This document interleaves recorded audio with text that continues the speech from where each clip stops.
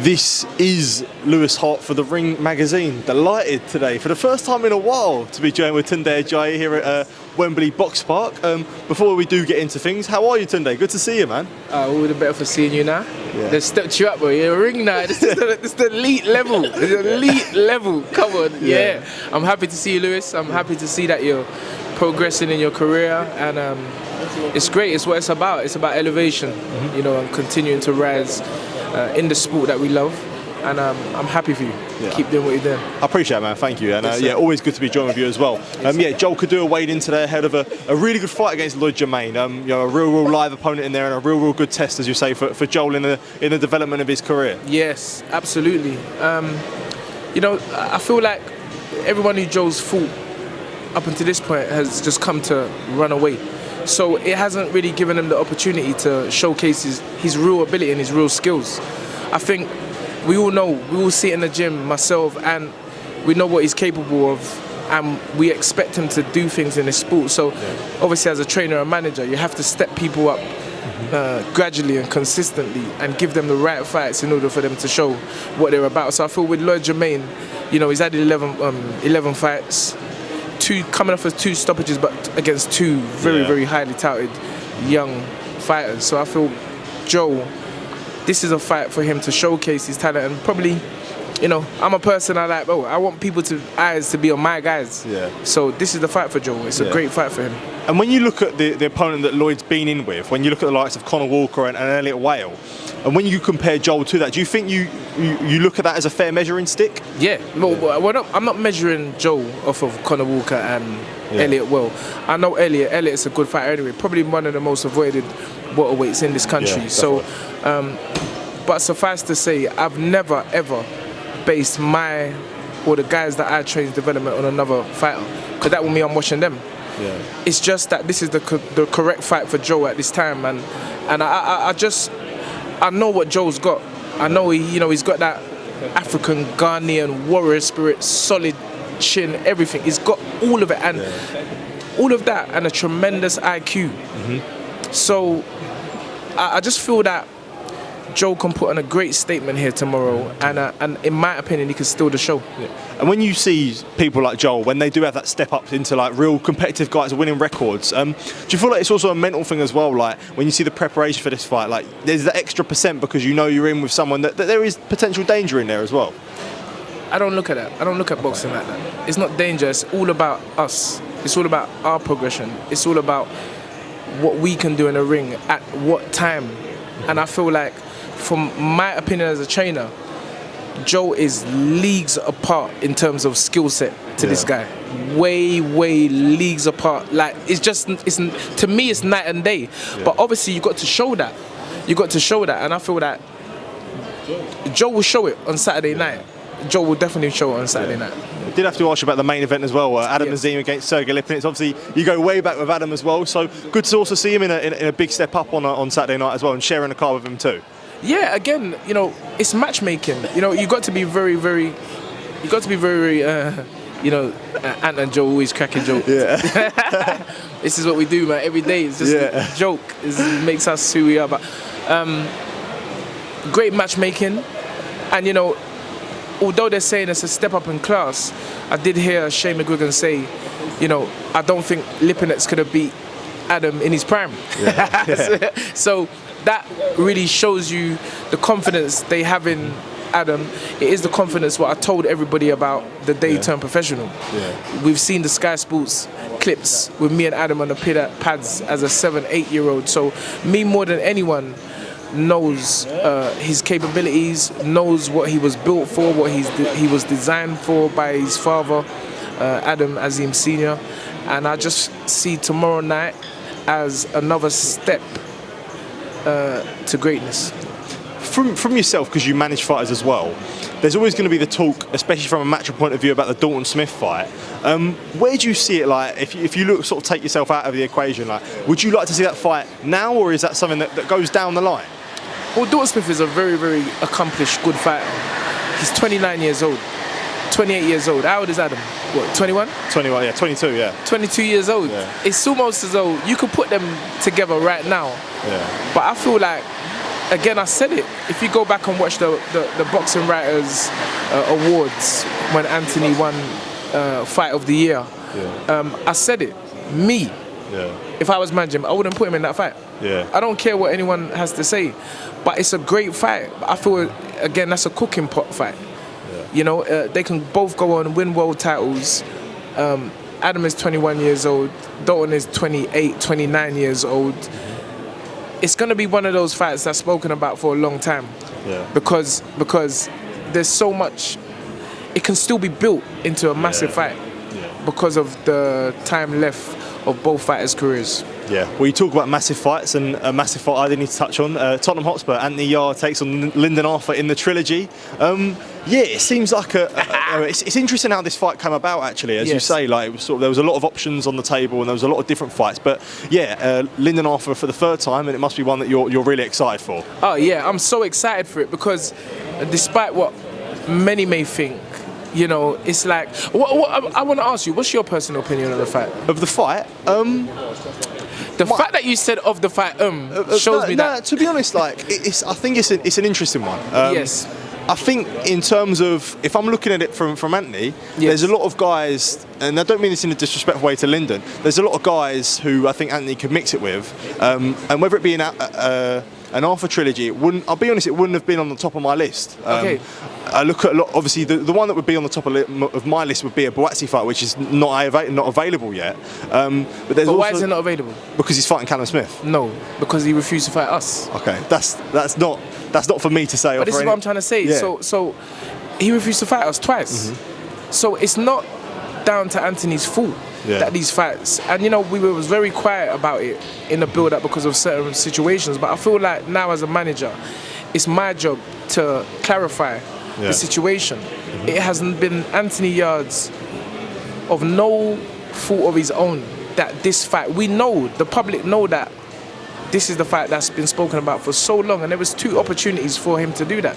He chose another route, and I think he's publicly said that as well. And so what else are we expected to just stay and not have a fight? Okay.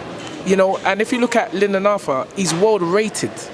The other British names what you may have mentioned, you haven't said them, that none of them are rated in the world governing bodies. So why would we do that? Like, why would we at this point of our career, let's have this fight and let's see what happens with Callum Smith and Joshua Buatsi. Let's see what happens with David Morrell and David Benavidez. Let's see what happens with Artur Beterbiev and Dimitri Bivol, because we are ready to fight either of those guys. So don't play like Buatsi is the only guy in this equation. No, cool.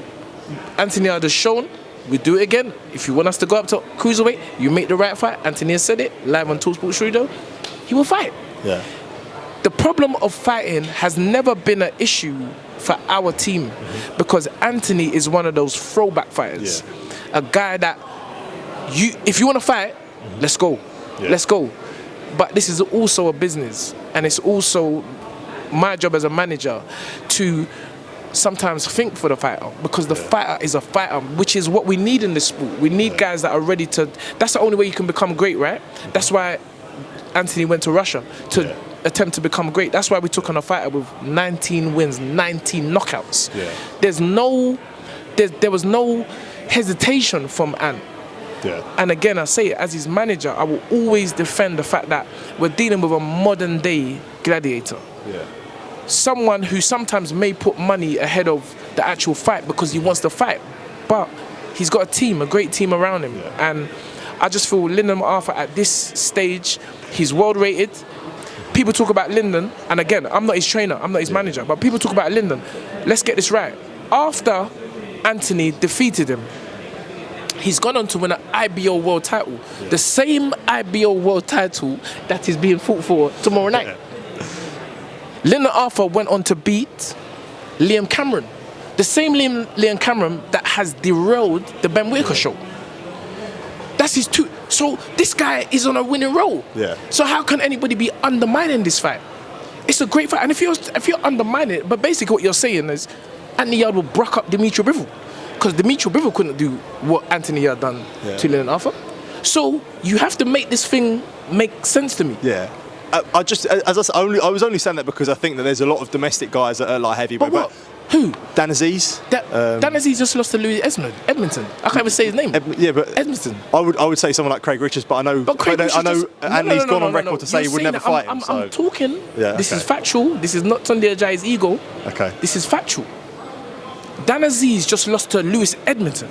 Yeah. The fight before that, he lost to in Crystal Palace Stadium. Yeah. That was the guy Anthony was scheduled to fight in his last fight. Yeah. That guy pulled out against us. Yeah. So that's 2 fighters now that you guys say that Ant should fight. That when it came to it, on the week of the fight, he had a shoulder injury. Dan Aziz lost. Dan Aziz is like family to me. He's one of our guys. He's a great guy. But it's like, Dan will fight Dan will fight if they have to fight. But now Dan is out of the equation. So that's the Dan Aziz question out of it. Yeah, Dan is coming off for 2 defeats or 1 draw, 1 defeat. Yeah. Craig Richards was beaten by Willie Hutchinson, who was then in turn beaten by Joshua Buatsi. Yeah. So why would you want the guy who is rated in the top 3 of every governing body to fight guys that are not even rated? Yeah. Come on, Louis. No, but I'm playing devil's advocate there. But Hutchinson's another name. I know he's fighting Zach Parker. Who? But Willie Hutchinson would be another name. But for what? What are they fighting for?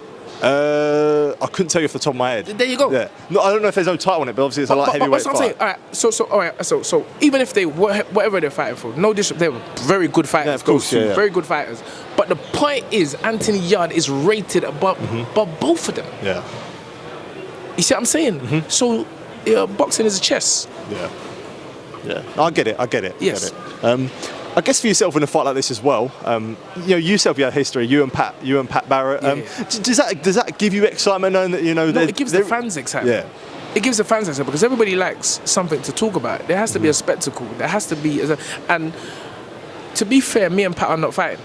Yeah, it's what people want to see. You know what I mean? Me and Pat are not fighting. The 2 guys that mean the most are the ones that have to lock horns together. Yeah. I think Pat and Tunde is just a sideshow. Yeah. And me, I love it because I'm excited. Yeah. I get excited because I love boxing. I love the occasion. I love the atmosphere. I love there to be even this Ghanaian boy.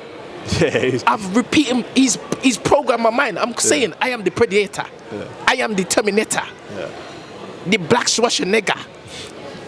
That's in my head now because it's entertainment. I love it. So, with me and Pat, I think it's just it's a good story to the main guys, and the main guys are Anthony Yarde and Lyndon Arthur. Well, from what we were saying there about the idea of the opponents and potential opponents, you're not going to look past Lyndon Arthur, as you say. No way, Jose. But is the aim you would keep an eye on something like Joshua Buatsi against Callum Smith? Would that be in for a WBO interim? We're not keeping. Why would I keep an eye on a fight that's not for a world title? It's an interim belt. Yeah. It's the same belt that Joe Joyce had, and then lost against Zhang. Yeah. It's not. It's like a give you. It's a great title to have, but it's not really a real world title. Yeah. The 2 fights that I'm keeping my eyes on, which myself and Anthony will be ringside for in Saudi, is Beterbiev versus Bivol, and my eye is going to have 1 eye on Joel Kodua, or 1.5 eyes, 1.3 quarters on Joel Kodua tomorrow. No, my full attention to Joel, and then the other eye later on in the night or early hours of the morning, David Benavidez against. This is the real world class where Anthony Yarde belongs, the elite level. Yeah. That's, as a trainer and a manager, that's what I'm focused on. So as I say, the winner of tomorrow night, that's definitely a name as well for yourself. Ultimately, they're world champions. Yeah. What has Anthony and myself always told you the ultimate goal is? To become world champions. Yeah. So it's not to become interim champions, it's become world champions. So I feel like you've got to keep an eye. But the fight, the public, certainly in this country, want to see, and Turki Al-Sheikh has now said it, he's put it on his list, is AY against JB.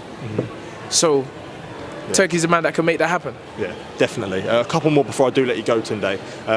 And obviously a lot's transpired, and I haven't spoken to you since sort of the whole deal with Anthony and Queensberry. Yes. But what's the deal now with yourself, Queensberry? I guess your relationship with Frank, or the deal with Queensberry and Anthony's relationship with Queensberry? There was never a deal. Okay.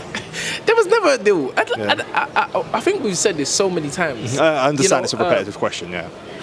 Anthony's one of the few fighters who have the ability to negotiate because he's a free agent. Yeah. So Devin Haney is another free agent. there are free agents, boxers in this country, and some of them tie themselves to promoters for 2-fight deals, 3-fight deals, or tie themselves to, like Turkey Al Sheikh, and create deals. So I think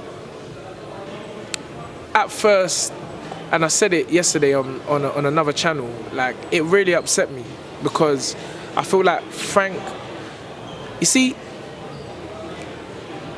you can have a jigsaw, and if you're stupid enough to think your one piece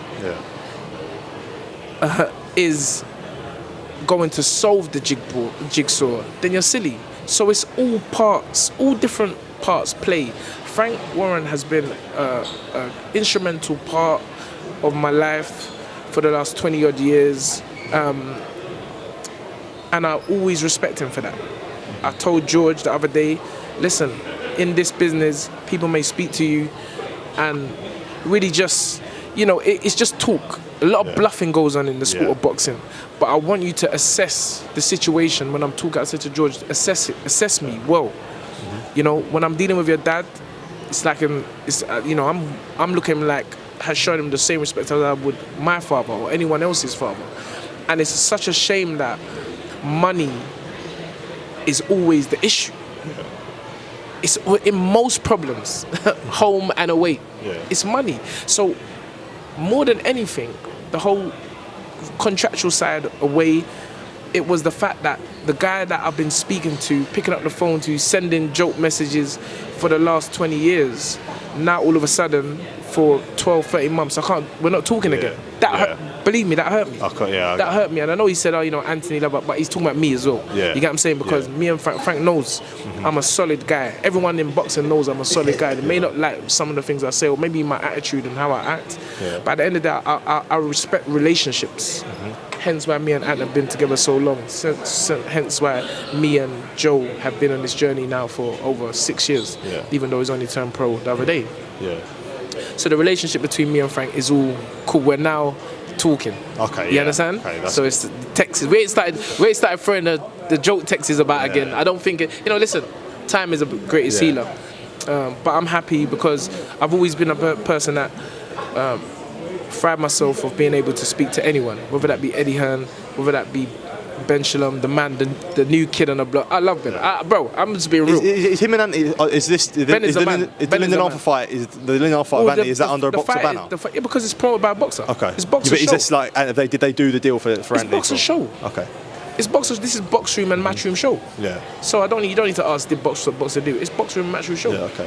So you're trying to get another question out. No, I'm just saying. I'm just asking. I'm telling you, but it's box room, so no one needs to ask that. So it's great. Again, Ben has delivered for the second time, but that's the situation. As I say, final couple from myself. And during that time, not even this time last year, but after Anthony's fight in February, before October, there was a lot of opinions online. Even Frank was coming out and saying, Anthony's being poorly advised, etc. When you see these things, is there any part? You say you always focus on yourself, but is there any part of it that was like these guys don't know, where it was hard to sort of keep quiet in a sense? For me, it was hard to keep quiet because it was like a stab at me. I'm like, nah, I don't like that. I don't like that. But I understand when people have been in relationships for a long time and then they're upset, they can say anything. Now you have to go back and ask Frank if he really meant it. I personally don't think he meant what he said. I just felt that it was a part where we couldn't agree terms. You see what I'm saying? And obviously, if you're the man, you always think that things should go your way. But we have a say as well. I said it on Talksport. We have a say. Ant's the fighter. And ultimately, it's Ant's decision. So no matter what anyone wants to think about me, Anthony Yarde is in control of his own destiny. He makes the decision. It's him. It's not. That's why you have a team and advisors. So nobody tried to take no shots at me. And you think I can tell Anthony what to do? Of course. I can't tell Anthony what to do. He's gonna make his own decisions. And if he says go left, we all have to go left. If he says go right, we all have to go right. And so the main thing is now forget about the past. We are talking. Me, Frank, George. Francis didn't really talk to me that much. I figured, Francis is a little fox. He ain't really the talking business. But Francis knows it's all love. Okay, perfect. Tunde, thank you for taking time to speak to me. It's great to be seeing you. Great to speak to you, mate. And Yes. so all the best on tomorrow night, mate. Really, really appreciate it. Yes, Top man. thank you very much.